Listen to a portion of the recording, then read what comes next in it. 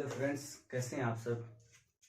तो आइए आज आप लोगों के सामने इस सेशन का अगला क्लास आप लोगों को पेश है। आप सबको स्क्रीनशॉट का वक्त दिया जाएगा, लेकिन सबसे पहले आप लोगों को एक काम की बात बता दूं कि जिस प्रकार से मैंने कल आपको एक जीव के बारे में पढ़ाया, इसी प्रकार से आपके सामने ये भी जीव है। ये बहुत ही इम्पोर्टेंट है, खास कर सीटेट के लिए। जैसे मैं जब आप सुबह सुबह आप लोगों की क्लास की तैयारी के लिए कुछ नोट्स तैयार कर रहा था, तो उस वक्त मुझे मिला ये हाथी, जिसे मैंने पूछा कि हाथी राजा आप कहाँ चले, तो उनका ये जवाब था कि हाथी राजा कहाँ चले तो सीटेट का प्रश्न बनाने चले। तो आइए आप लोगों के सामने इस हाथी से, जो आप लोगों के ईवीएस का बहुत ही इम्पोर्टेंट टॉपिक है, मैं इनसे आप लोगों को मिलाता हूँ और इनके जो इम्पोर्टेंट से जितने भी पॉइंट हैं उन सभी को मैंने इस पे नोट किया है, ताकि आपकी वीडियो ज़्यादा लंबी ना हो जाए। इसलिए इसका सिर्फ स्क्रीनशॉट लेना ही आपके लिए ज़्यादा नहीं, काफ़ी नहीं होगा, लेकिन आपको मैं सभी पॉइंट को सभी एक तरफ से एक एक करके सभी को एक्सप्लेन करके बताता हूँ। और कुछ ऐसे भी पॉइंट है जिसको मैंने इस बोर्ड पे अभी नहीं लिखा है, मैं आपको उनको मौखिक रूप में बताऊंगा। तो आइए एक एक करके सभी पॉइंट्स को जानते हैं। हाथी का इसके बारे में कहता है, इसे भारत का विरासत पशु भी कहा जाता है। हाथी को भारत का विरासत पशु भी कहा जाता है। आइए दूसरा है पॉइंट है कि यह खड़े खड़े ही सोता है। इसकी खूबी क्यों है कि ये खड़े क्यों सोता है? इस वजह से कि ये जो जानवर है ये बहुत भारी जानवर होता है और ये बैठने के बाद इसे खड़ा होने में बहुत ज्यादा दिक्कत होती है, इसलिए ये न बैठता है न लेट के सोता है और ये खड़े खड़े ही सोता है। इसी प्रकार एक और पॉइंट है कि यह 2 से 4 घंटे ही आराम करता है। पूरे 24 घंटे के अंदर में ये सिर्फ 2 से 4 घंटे ही आराम करता है। और कहता है विश्व में सर्वाधिक हाथी, आप लोगों को इसका पॉइंट दिखाई पड़ रहा होगा साफ साफ, विश्व में सर्वाधिक हाथी, बहुत ही इंपोर्टेंट पॉइंट है, इस पे आप VVI लगाइएगा। वेरी वेरी इंपोर्टेंट पॉइंट है कि विश्व में सर्वाधिक हाथी आपको अफ्रीका महाद्वीप तथा अफ्रीका महाद्वीप में ही पाया जाता है। बहुत ही इंपोर्टेंट पॉइंट है कि विश्व में सर्वाधिक हाथी अफ्रीका महाद्वीप में पाया जाता है। इसी प्रकार आपको कुछ इसमें बहुत ही ऐसे इंपोर्टेंट पॉइंट मिलेंगे जो आपको हो सकता है कि एग्जाम में आपको बिल्कुल हूबहू ऐसा ही दिखाई पड़े। जैसे एक पॉइंट है कि हाथी और उसके बच्चे समूह में रहते हैं। हाथी में मादा हथिनी और उसके बच्चे ही समूह में रहते हैं और एक समूह में 10 से 12 ही होते हैं।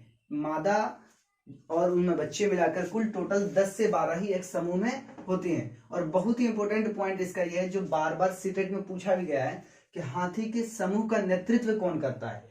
अर्थात नेतृत्व का मतलब कि उस झुंड में सभी बच्चों का देखभाल करना और सभी के लिए भोजन उपलब्ध कराना, ये हाथी का नेतृत्व, हाथी के झुंड का नेतृत्व कौन करता है? तो याद रखिएगा, हाथी के झुंड का नेतृत्व बुजुर्ग हथिनी करती है। बहुत ही इंपॉर्टेंट पॉइंट है, ये आपको एनसीईआरटी में मिलेगा।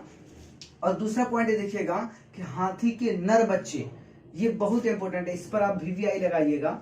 हाथी के नर बच्चे 14 से 15 साल में समूह छोड़ देते हैं। हाथी के नर बच्चे अर्थात पुरुष, नर बोले तो नर से मुराद है, अर्थात पुरुष बच्चे जो होते हैं वो 14 से 15 साल में समूह छोड़ देते हैं और वो समूह छोड़कर जंगल में चले जाते हैं और खुद से अकेले जीवन व्यतीत करना पसंद करते हैं। और हाथी के वो नर बच्चे होते हैं जो 14 से 15 साल में समूह छोड़ देते हैं।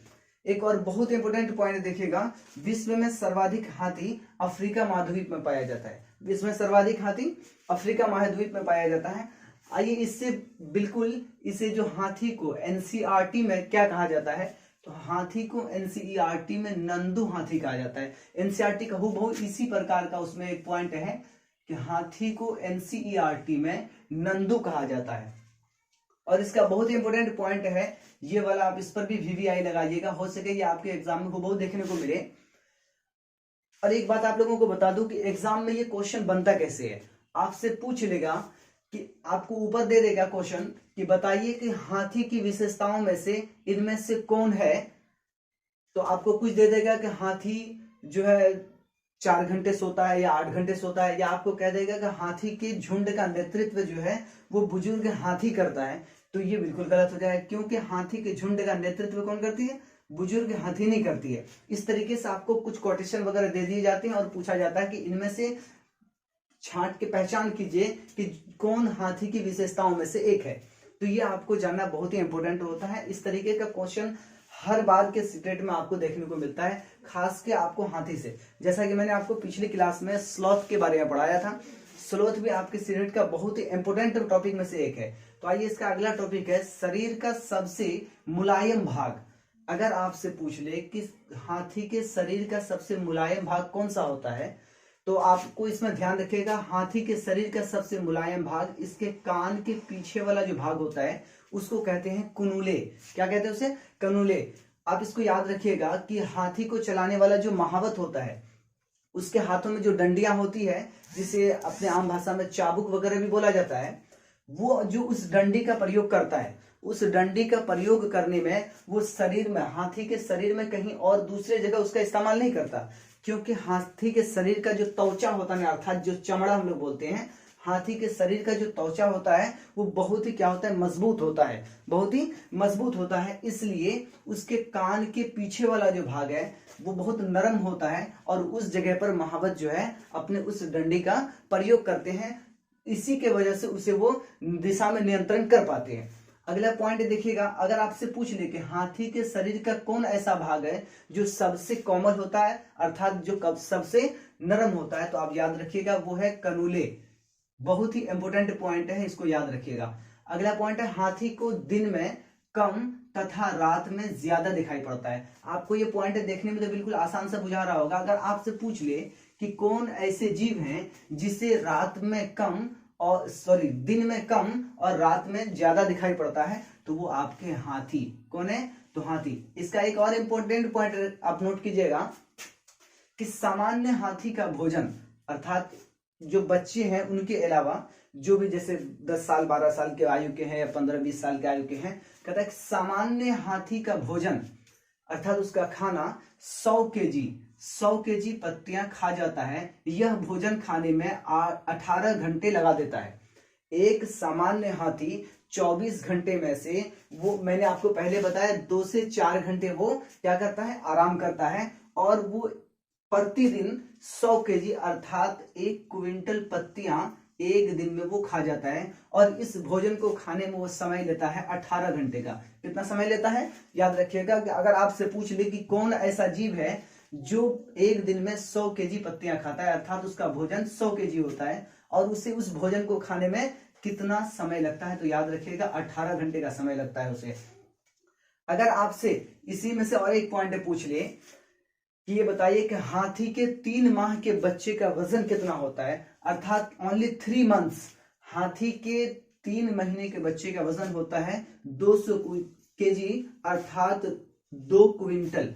कितना वजन होता है? याद रखिएगा, बहुत ही इंपॉर्टेंट पॉइंट है। ये कई बार आपको जो सीटेट में रिपीट हो चुका है कि हाथी के 3 महीने के बच्चे का वजन कितना होता है। तो याद रखिएगा, हाथी के 3 महीने के बच्चे का वजन 200 केजी होता है। अगला पॉइंट है इसकी औसत आयु। Very very important question of this examination. खासतौर से ये सीटेट के लिए बहुत इंपॉर्टेंट है कि इसकी औसत आयु, अर्थात अगर आप पूछ ले आपसे हाथी की विशेषताओं में से, आपको 3 दे देगा, उसमें से कहेगा इनमें से कौन हाथी की विशेषता नहीं है, आपको एक दे देगा कि हाथी के 3 महीने के बच्चे का वजन 200 केजी होता है और एक सामान्य हाथी प्रतिदिन 100 केजी अर्थात 1 क्विंटल भोजन खा जाती है पत्तियां।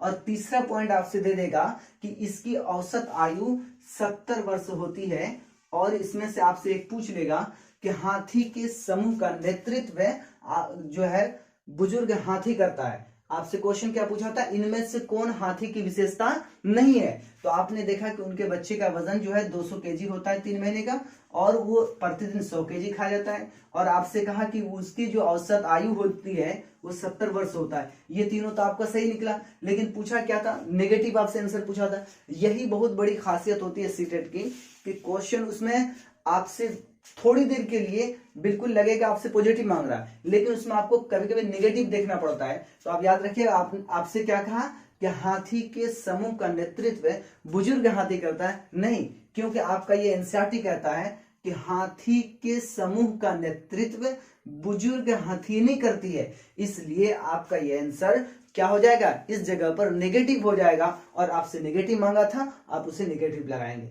और एक बहुत ही इंपॉर्टेंट पॉइंट है इस बार के सीटेट के लिए, ये हमें खास तौर से ऐसा लगता है कि ये आपको हो सकता है कि आपको ये हुबहू ये पॉइंट है मेरे, आपसे अगर पूछ ले कि भारत में सर्वाधिक हाथी